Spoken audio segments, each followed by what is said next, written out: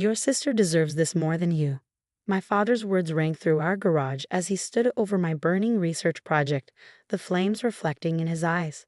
My name is Emma Chen, and at 18, I had just won the National Youth Science Competition with my research on sustainable energy solutions. The prize included a $100,000 grant and a full scholarship to MIT. I watched silently as 3 years of work went up in flames. My prototype, my documentation, my presentation boards, all reduced to ashes because my younger sister Jessica had come home crying about not getting into her dream college. "Look what you've done to your sister," Mom yelled, holding Jessica, who was putting on quite a show with her tears. "She's devastated. The least you could do is give her your scholarship. You're smart enough to get another one." I maintained my composure, though my heart was racing. They didn't know about the backup drives, the cloud storage, or the fact that the competition organizers had already documented everything. They didn't know about the news crew scheduled to arrive tomorrow for a feature story about my win. "Are you even listening?" Dad demanded, kicking at the smoldering remains of my project. "Jessica has dreamed of going to Stanford since she was little. Your scholarship money could help her get there." Jessica, still crying, managed to add between sobs, "You don't even care about me. You've always been so selfish with your stupid science experiments." The irony wasn't lost on me. For years, I'd worked in our garage developing my sustainable energy project while Jessica spent her time as captain of the cheerleading squad and president of the social committee. My parents attended every one of her pep rallies but never once came to a science fair.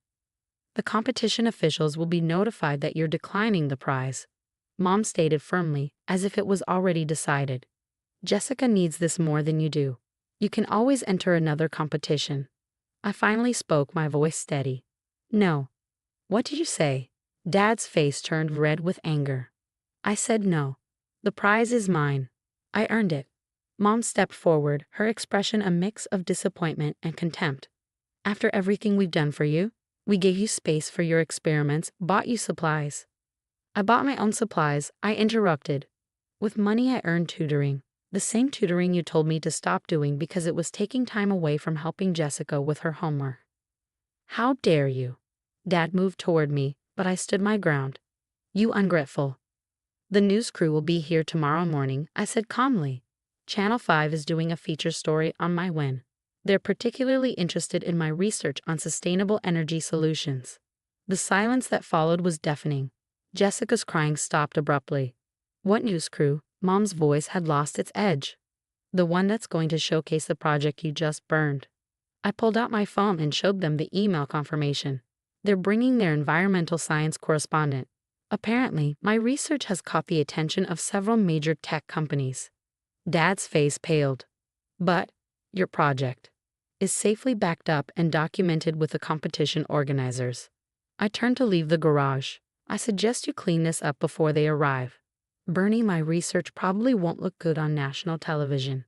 "You wouldn't," Jessica whispered, her tears forgotten. "You wouldn't embarrass us like that." I looked at my sister, really looked at her. For years, she'd been the golden child, the one who could do no wrong. Every achievement of mine was overshadowed by her needs, her wants, her dreams. "I'm not going to lie to them," I said simply. "If they ask what happened to my project, I'll tell them the truth. If they ask about my family's support, I'll tell them the truth. The question is, what truth do you want me to tell?"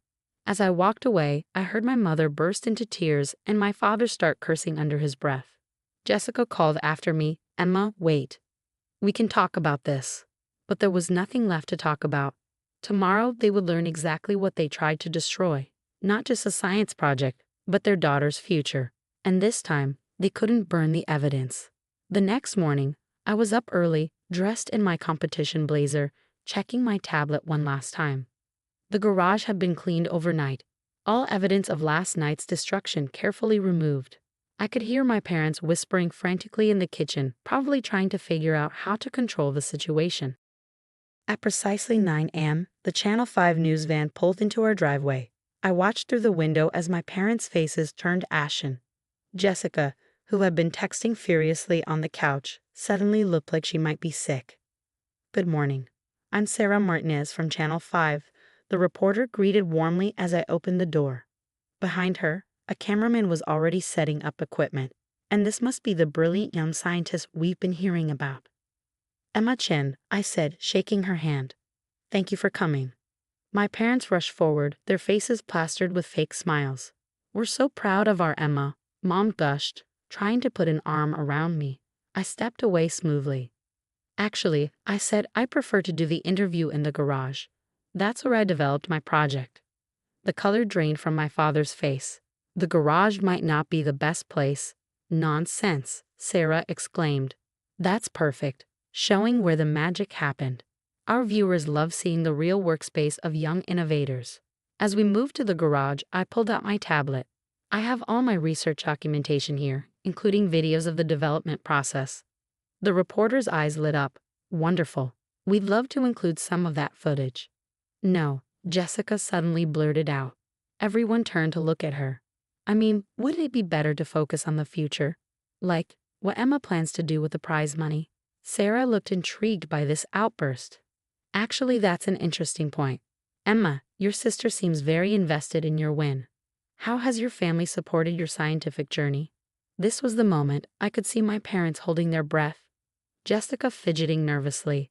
I smiled and connected my tablet to the small projector I brought. Let me show you my journey, I said, starting the presentation. I've documented everything from day one. The images began playing on the garage wall. 3 years of progress, each development carefully dated and logged. Then came the videos, me working late into the night, the garage empty except for my presence. Clips of science fairs where I stood alone by my project while other parents proudly supported their children. The regional competition where I won without a single family member in attendance. As you can see, I continued calmly, it's been a very independent journey. Independent indeed, Sarah noted, her journalistic instincts clearly picking up on the story beneath the story. No family support at these events. We were busy with other commitments, my mother stammered. Like my sister's cheerleading competitions, I added. They never missed those. The cameraman zoomed in on Jessica, who looked like she wanted to disappear. And now that you've won this prestigious award, Sarah continued, how has that changed the family dynamic? I could see my father about to interrupt, but I spoke first. Actually, last night was quite interesting. Would you like to see? Before anyone could stop me, I played the security camera footage from the garage, footage I'd installed months ago after some of my equipment went mysteriously missing. The video clearly showed my father burning my project while my mother and sister watched. The silence in the garage was absolute. Oh my God, Sarah whispered, then quickly regained her professional composure. Emma, this is quite something. Would you like to comment on what we're seeing? I think it speaks for itself, I replied calmly. Fortunately, as I mentioned in the video, everything was backed up.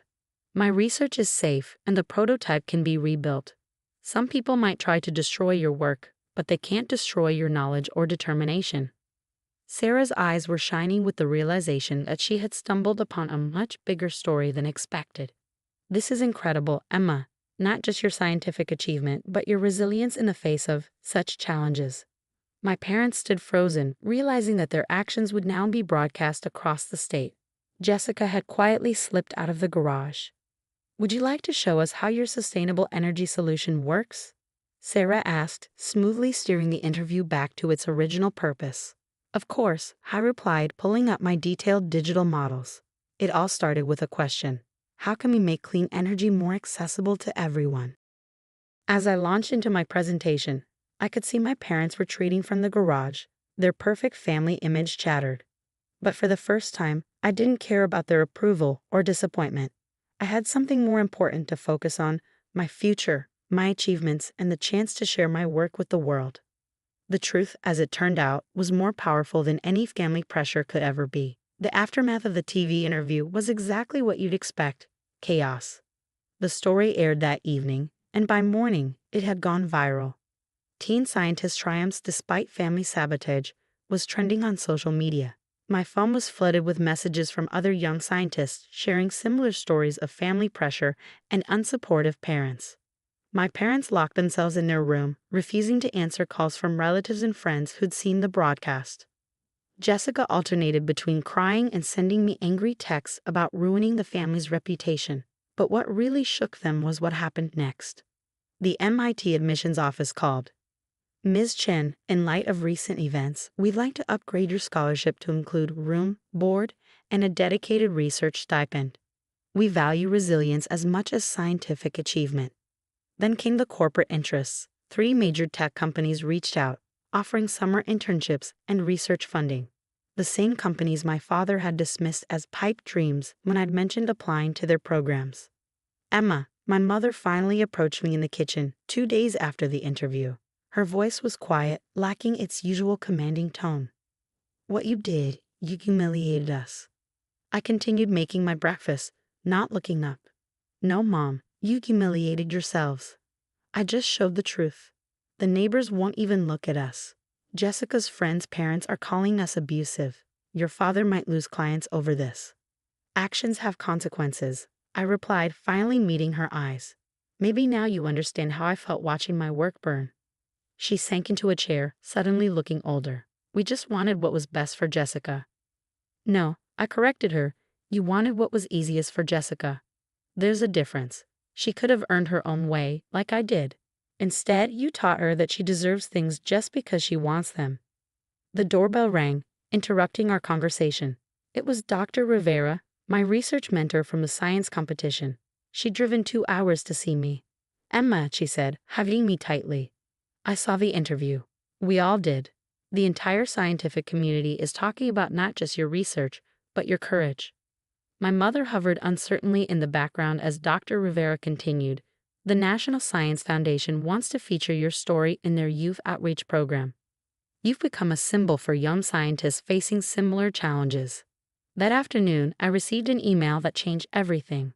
The country's leading sustainable energy corporation wanted to fast-track my research for development. They were offering full funding and a dedicated lab space, starting immediately. I was packing my room when Jessica appeared in the doorway. Her eyes were red from crying, but her voice was steady. You're really leaving? Yes. The company has arranged temporary housing near their research facility. She was quiet for a moment. I didn't get into Stanford. I know. Mom and Dad. They're different now. They're making me apply to community college, get a part-time job. She laughed bitterly. They've never made me work for anything before. I stopped packing and looked at my sister. Maybe that's not a bad thing. I hate you, she whispered, but there was no real venom in it. But I understand now. What they did to you. What I did to you. It wasn't fair. No, it wasn't. Will you ever forgive us? I thought about it carefully. Forgiveness isn't the point, Jessica. Growth is. Maybe this is your chance to find out who you are without them smoothing your path. The day I left, my father finally emerged from his self-imposed exile. He stood in the driveway as I loaded my car, looking lost. The company you're going to work for, he said hesitantly. They're industry leaders. Yes. And MIT, that's a full ride now. Yes. He nodded slowly. We were wrong, Emma. I was wrong. I didn't see. I didn't want to see. I know, Dad. I closed my car trunk. But sometimes the hardest lessons are the most important ones. As I drove away, I caught a last glimpse of them in my rearview mirror, my parents and Jessica standing in the driveway of the house that had never really been my home. They looked smaller somehow, diminished by the truth finally being exposed. My phone buzzed with a text from Dr. Rivera, ready to change the world. I smiled, thinking of the lab waiting for me, the research I'd continue, and the future I'd fought so hard to secure. Sometimes losing your family's support means finding your own strength, and sometimes that's exactly what you needed all along. Ready, I texted back and pointed my car toward my future, one that I built, defended, and earned, all on my own.